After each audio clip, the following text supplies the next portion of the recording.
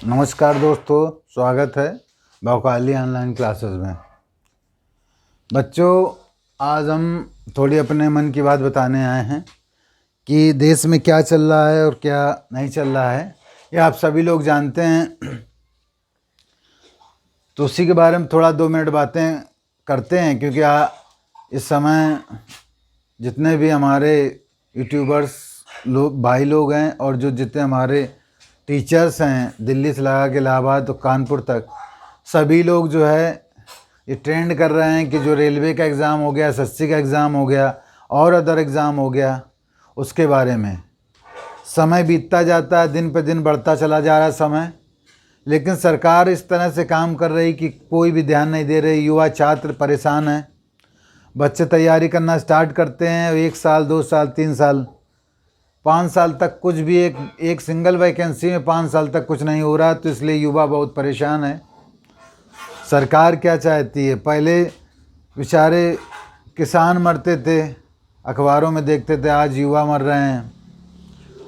तो बड़ी देश की स्थिति खराब है। हम लोग समझ सकते हैं कि कोरोना काल है, लेकिन अब धीरे धीरे चीज़ें होने लगी हैं। तो आपसे गुजारिश है प्रधानमंत्री जी कि आप जो है बच्चों के भविष्य को ध्यान में देखते हुए आप जो है परीक्षाओं को आयोजन सही ढंग से करवाइए।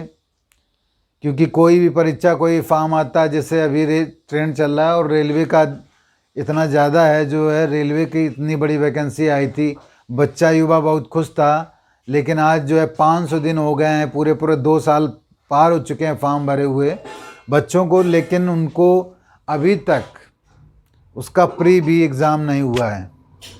तो आप समझ सकते हैं कि बच्चा कितना फ्रस्ट्रेट है। एसएससी का एग्ज़ाम हो जाता है, किसी का रिजल्ट नहीं आ रहा है, तो किसी का इंटरव्यू नहीं हो रहा है, किसी की ज्वाइनिंग नहीं हो रही। एक बच्चा 5 साल तक आराम से बैठा रहता है।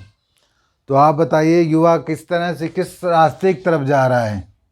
तो आपसे निवेदन है प्रधानमंत्री जी कि आप जो है बच्चों की आवाज़ को सुनिए। आपको जो है युवा वर्ग आपको इस ऊंचाई तक ले गया है, तो उसके भविष्य के साथ आप मत खेलिए और ध्यान दीजिए। पूरे देश में युवा आक्रोशित है। बहुत सारे वीडियो यूट्यूबर्स अपने अपने वीडियो के माध्यम से आपको बता रहे हैं, तो उस पर ध्यान देने की आपको ज़रूरत है। आखिरकार क्या है, अक्सर सुनने को मिलता है कि कहीं रेलवे प्राइवेटाइजेशन हो रहा है, कहीं बैंक का प्राइवेटाइजेशन हो रहा है। सब चीज़ें प्राइवेट हो जाएंगी तो फिर देश को समझ में आ रहा है कि 2 से 3 लोग केवल प्राइवेटाइजेशन में एक केंद्रीकरण होता चला जा रहा है, जिससे हमारा जो लोकतांत्रिक देश है वो जो है एक केंद्रात्मक सत्ता की ओर जा रहा है, जिससे आप जो है उस पर ध्यान देने की ज़रूरत है। और अगर आप युवाओं की बात सुने तो आप रेलवे का एग्ज़ाम, एसएससी के एग्ज़ाम पर गौर करिए और इसको ध्यान दीजिए। सर, हम चाहते हैं कि आप जो है इसकी एक रेगुलेटिंग कमेटी बनाए, जिससे कि कोई भी एग्ज़ाम हो कम से कम 1 साल में तो पूरा हो ही जाना चाहिए। क्योंकि अगर ऐसा नहीं होगा तो अपने देश का भविष्य जो है बहुत अधर में जा रहा है। हाँ, अगर आप बात करते हैं कि स्वदेशी अपनाइए या स्वयं रोजगार बनिए या स्वावलंबन वाली योजनाएं हैं, तो ये प्रोसेस आप जारी रखिए, लेकिन अभी जॉब निकालिए। धीरे धीरे चीज़ों को आप उसमें डाल सकते हैं। लेकिन अभी हमारा देश सरकार के ऊपर डिपेंड है, युवा सरकार के ऊपर डिपेंड है। क्योंकि जो 5 साल 6 साल अगर तैयारी करता है, अगर उसको जॉब नहीं मिल रही होती है तो बहुत फ्रस्ट्रेट हो जा रहा है युवा। उसके बाद आजकल अखबारों में तरह तरह की न्यूज़ आ रही है, कहीं किसी ने सुसाइड कर लिया, कहीं कुछ कर लिया, और सिर्फ कोचिंग में नौकरी न लगने की वजह से। तो उसका कारण कहीं ना कहीं सरकार भी जिम्मेदार है, क्योंकि युवा बहुत पढ़ रहा है। कब तक पढ़े? टीचर पढ़ा रहे हैं, युवा पढ़ रहा है, टीचर पढ़ा रहे हैं, युवा पढ़ रहा है। 1 साल 2 साल 3 साल 5 साल तक एक ही वैकेंसी जो है फिल नहीं होती है। तो इसका इफ़ेक्ट जो है टीचरों पर भी पड़ता है। वो भी पढ़ा पढ़ा के बोर हो गए हैं, और साथ में जो बच्चे हैं वो भी बोर हो गए हैं। और कंपटीशन बहुत ज़्यादा बढ़ता चला जा रहा है। तो इसलिए आपसे निवेदन है कि जो भी ये एसएससी, रेलवे, जो अदर एग्ज़ाम जितने भी हैं, उनको एक रेगुलेटिंग सिस्टम के तरह कराया जाए, उसकी एक समय निर्धारित किया जाए कि इतने समय में ये वैकेंसी पूरी हो जाएगी। क्योंकि कोई वैकेंसी पूरा करना 1 साल में कोई बड़ी बात नहीं है।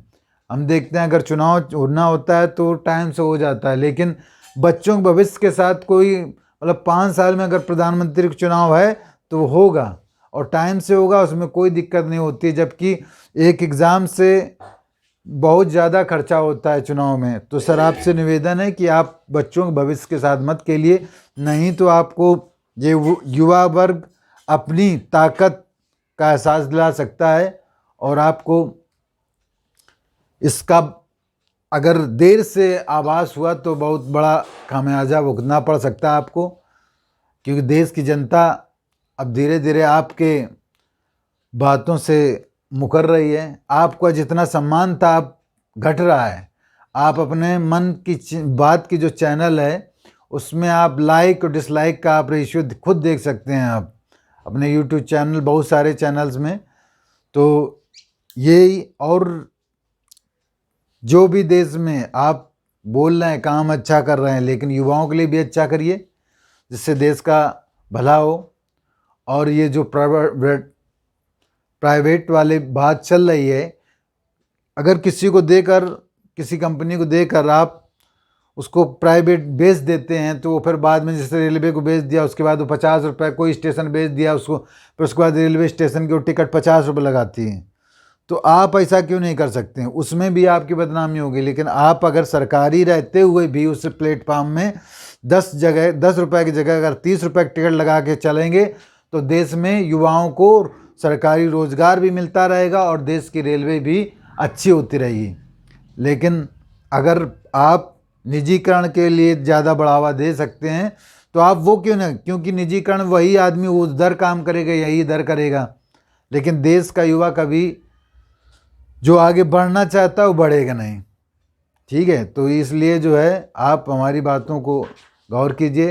नमस्कार प्रधानमंत्री जी, धन्यवाद। और जो भी भाई लोग हमारे वीडियो को देखें ज़्यादा से ज़्यादा शेयर करें और इसको, हमारी बात, हम बहुत बड़े चैनल वाले नहीं हैं लेकिन हमारी बात प्रधानमंत्री मोदी जी तक पहुंचाई जाए। थैंक यू, धन्यवाद।